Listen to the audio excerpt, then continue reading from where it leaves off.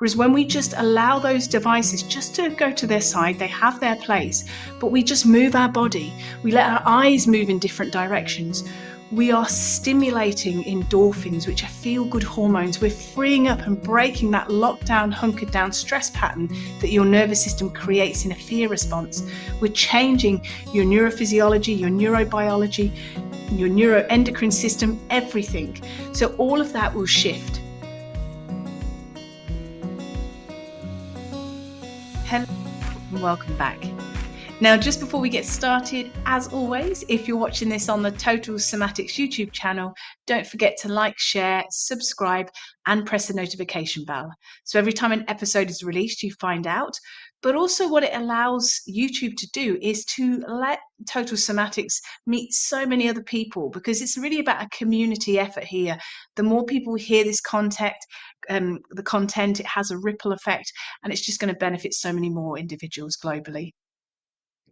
Okay, so today I'm going to just answer a question. Well, it's been multiple variations of this question in recent times in my inbox. Also, it's been of great discussion with people here in the clinic, actually, with clients as well as with therapists that I work with. And that is the increase of people wearing these ear pods. They've got their headphones in when they're just walking around doing the shopping, or they're walking around in the street, and they might be on their phone while they've also got the headphones on. And how does this correlate with looking at our neurology and our mental health and well-being? So it's really interesting. So what I want to break down is that technology is wonderful. If it wasn't for technology, you and I wouldn't be connecting like this now.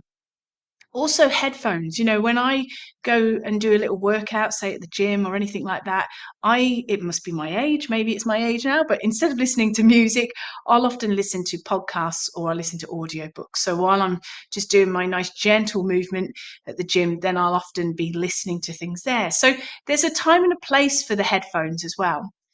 However, there has been an increase of people just wearing them, even going around the shopping, which may be, in people's defense, their only opportunity to catch up on a podcast or to catch up on an audiobook, because they might have had the children and all sorts of things going on.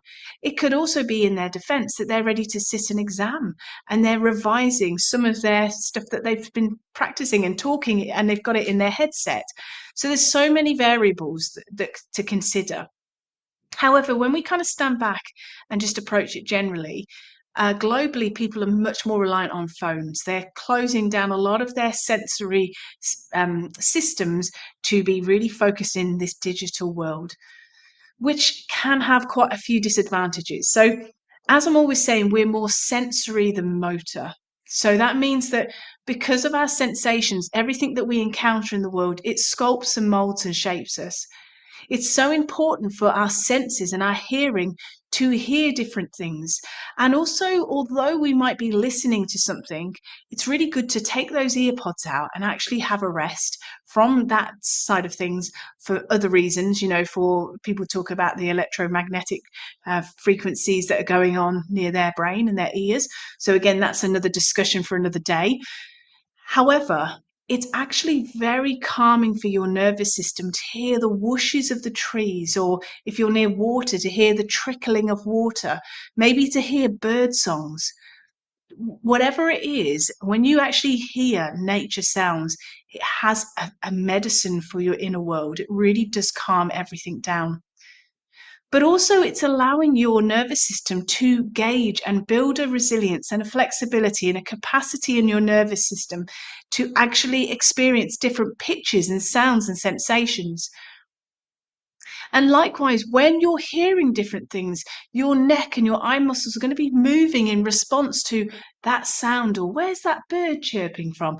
And it creates a change in your brain of curiosity, exploration, like when we were little children and we would look around and we'd ask why and where's that coming from and all that sort of thing.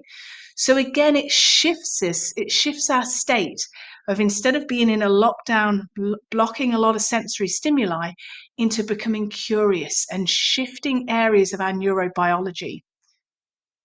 Also, though, if we're looking down at our phones, we've got the ear pods in, or we've just got the ear pods in and we're in our own world, what it does is it disconnects us from the outside world. So there's less of that community connection. And what's been quite sad in recent years, probably since 2020 really, has been how people have retreated, become more inward because of the conditionings that happened. And one of the big things that's come from researchers and behavioral psychologists since is when people were wearing masks, a lot of their face was covered. So we picked up less of these non-verbal cues. And it started to impact the feeling of safety in our nervous system, because it was very hard to gauge if somebody was happy, if they were sad. And I remember being in supermarkets and seeing babies in pushchairs, or in the trolleys, should I say, and the parents, and we're all wearing our masks.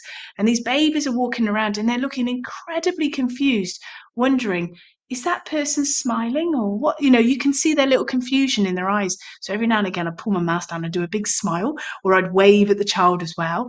And then they would smile back, because that's social engagement.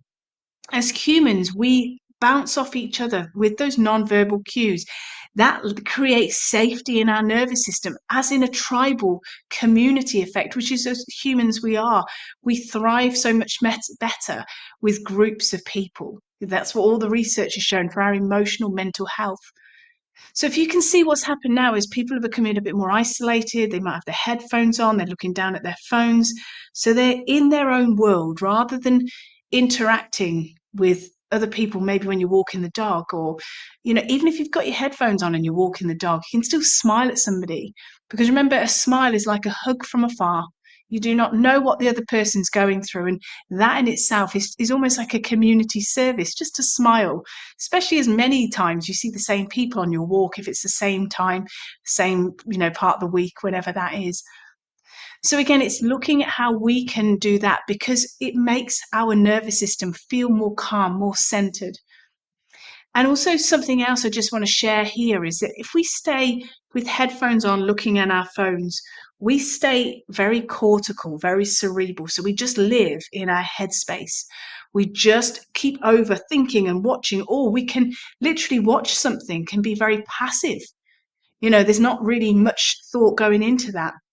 And it might be a person's way of decompressing or winding down. But if this is a pattern of behavior that happens all the time, it means that from their neck down, people are just not noticing the subtle sensations and feedback, because they're just living in their head, which is a stress pattern. It's a stress response in itself. And what we want to encourage ourselves to do is get from living up here in our head to inhabiting and sensing and feeling that grounded, calm effect within our body. That's going to help regulate our nervous system. It helps us, again, improve our quality of breathing, takes care of so many things: health, well-being, emotional, mental well-being. So that's just a consideration to think there. And of course, everybody's got their individual, and that's what makes us so amazing. We've all got our individual desires and will and interests. But really, just consider that if you do have a habit, and again, we're just a collection of habits and patterns. If you do have a habit of sticking the earphones in the headphones in your ears, or it could be that you're in a setting where you just scroll through your phone a lot, could you just put that phone away, especially if it's in like a waiting room or something like that? Could you go back to what it was like in the old days, where you just sit there and just let your mind just be quiet, maybe just filter some of the thoughts and the things that have gone through your day? Because emails will always be there to pick up. Everything's always there to pick up. But it's just allowing ourselves just to slow down. We live in such a digital, fast-paced world now that it's actually, we're ramping up our nervous system and keeping us in a fight or flight stress response. Even the eye muscles are getting tight just looking at screens straight in front of us all the time. And that intensity, that tightness in your eye muscles, is reinforcing to your nervous system it's a danger stress response. Because in the old days, going back to like a cave person, saber-toothed tiger, if a predator was running towards you, your eye muscles would be fixed on the horizon at that thing. You're not going to take your eyes off them, and you're literally going into that stress response. That's part of that patterning of rigidity and tension. So you consider you're looking at a phone, your neck muscles are locked in that one-dimensional position, your eye muscles are there, you're living in your head, which again is part of that stress response. Your breathing becomes shallower because it's just less activity, and your 5-kilo head or 10-pound head is leaning forward and it's tightening lots of muscles through the front of your body. which again takes us into the fear, feigning death stress response. Can you see? Because your nervous system doesn't know the difference between a real danger and if it's perceived. And so whatever's going on, if you start to reenact that fetal position, that fearing or feigning death, it's going to impact on a hormonal aspect as well. So hormones will kick off to take you into that stress response.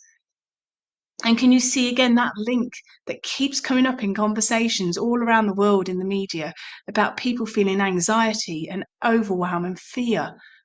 Because many more people are living in this digital little box, this world. That's what they're doing. They're staying very immobilized, again, locking down, which is what happens in a stress response. Whereas when we just allow those devices just to go to their side, they have their place, but we just move our body, we let our eyes move in different directions. We are stimulating endorphins, which are feel-good hormones. We're freeing up and breaking that lockdown, hunkered down stress pattern that your nervous system creates in a fear response. We're changing your neurophysiology, your neurobiology, your neuroendocrine system, everything. So all of that will shift. So from a question about ear pods in somebody's ears, can you see how it has a ripple effect? We want to increase our sensory stimuli. We want to be looking at different sounds, smelling different aromas, interacting with different beautiful faces that we encounter. Even if they're a complete stranger, you can just smile or nod and acknowledge that person. Because again, we don't know what's going on in other people's lives, and just having that connection makes such a difference. Again, it's social engagement. That's what we want to bring back into our life, which unfortunately started to get by the wayside around 2020, when people were covering their face with masks and they were in very stress responses, stress patterns, and it created a disconnect between people. So the more that we can bring that connection back, the more we can smile, the more we use the lower part of our face, which is so important for social engagement, again, for that communication, to create that tribal effect. It's so, so important. So again, get stimulated, get all your sensory nerves experiencing different aromas, sensations, sounds, facial expressions, and smile. Just smile and notice how just a smile, even if you're on your own in the room and you just wiggle your body, do a few little movements like that. Maybe you feel a bit silly doing it, but it shifts your nervous system. It relaxes your face. You actually use less energy and less less metabolic activity is kind of excreted from your muscles, and less energy is used when you smile and relax your face. When you're kind of frowning your face, you use so much more of your body's resources. So again, let's work intelligently and efficiently, and again, let's start interacting with everybody and also getting more connected with our own beautiful soma. So interesting question. Hopefully that was helpful for you, just looking at it from a slightly different angle. But again, it's the way that we can nurture and take care of ourselves. So until next time, all my love and very best wishes. Take care. Bye. Thank you for joining me today. If you've enjoyed this episode, please leave a rating and also forward this on to somebody you know will benefit. To learn more about pain relief, plus how to improve your health and well-being, go to totalsomatics.com. Until next time, take care.